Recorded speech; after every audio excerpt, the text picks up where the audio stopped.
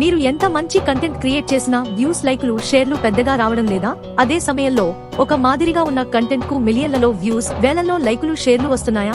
అయితే ఈ వీడియో మీరు తప్పక చూడాలి. కొందరు సెలబ్రిటీలు కొన్ని సంస్థలు పెట్టే పోస్టులకు గంటల వ్యవధిలోనే మిలియన్ల వ్యూస్ వస్తుంటాయి. లైక్లు, షేర్లు, కామెంట్లు సరేసరి, అవన్నీ జెన్యువైనేనా లేక మానిప్యులేటెడా? మీకు ఎప్పుడైనా ఈ డౌట్ వచ్చిందా? మనం ఇంటర్నెట్ లో చూసే కంటెంట్, వ్యూస్, లైకులు, షేర్లు, కామెంట్లు అన్నీ మనుషులు చేసినవి కాకపోవచ్చు. ఆటోమేటెడ్ బాట్స్, ఏఐ ప్రోగ్రామ్స్ సృష్టించినవి కావచ్చు. మనుషుల ప్రమేయం లేకుండా automated bots, AI programs content సృష్టించడాన్ని డెడ్ ఇంటర్నెట్ థియరీ అంటారు. మరి ఆ బాట్స్ ఎవరికి ఉపయోగపడతాయి?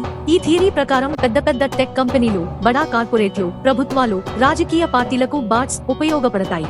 మనకు ఇప్పుడు ఇంటర్నెట్ లో కనిపించే చాలా పోస్టులు, కామెంట్లు, వీడియో వ్యూస్, లైకులు ఇవన్నీ మనుషులు సృష్టించినవి కావు. బాట్స్ ఆటోమేటిక్ గా వీడియోని చూస్తాయి, కామెంట్లు పెడతాయి, కావాల్సిన టాపిక్ ను ట్రెండ్ చేస్తుంటాయి. గూగుల్, మెటా, ఎక్స్, టిక్టాక్ లాంటి సంస్థలు ఇంటర్నెట్ ను నియంత్రించేందుకు బాట్స్, ఏఐ కంటెంట్ ఆల్గోరిథమ్స్ వంటివి ఉపయోగిస్తుంటాయి. సాధారణంగా మనం ఇంటర్నెట్ లో ఒక టాపిక్ ను సెర్చ్ చేసిన తర్వాత ఫేస్బుక్, ఎక్స్, ఇతర ఆన్లైన్ సైట్లలో దానికి సంబంధించిన కంటెంటే వస్తుంటుంది. ఇంటర్నెట్ మనకు కావాల్సింది గుర్తించి అందిస్తుందని మనం అనుకుంటాం. వాస్తవానికి ఇంటర్నెట్ మనకు కావాల్సింది కాదు, వారికి కావాల్సిందే మనకు చూపిస్తాయి. తద్వారా మన అభిప్రాయాలను, అభిరుచులను, ఆలోచనలను మలుస్తాయి. ఆటోమేటెడ్ బాట్స్, ఏఐ ప్రోగ్రామ్స్ ఉద్దేశ్యమే ఇది. ఇంతమంది దీని గురించి మంచిగా చెప్తుంటే అది ఖచ్చితంగా మంచిదే అయి ఉంటుంది అని మనం అనుకునేలా చేస్తాయి. అయితే ఇంటర్నెట్ లో కనిపించేదంతా అబద్ధమేనా? అలా అనడము అతిశయోక్తే అవుతుంది. నిత్యం కోట్లాది మంది ఇంటర్నెట్ బ్రౌజ్ చేస్తున్నారు, సోషల్ మీడియాలో తమ అభిప్రాయాలు పంచుకుంటున్నారు, నచ్చిన వాటికి లైక్ కొడుతున్నారు, అవసరం అనుకుంటే షేర్ చేస్తున్నారు, కావాలనుకుంటే కామెంట్ పెడుతున్నారు.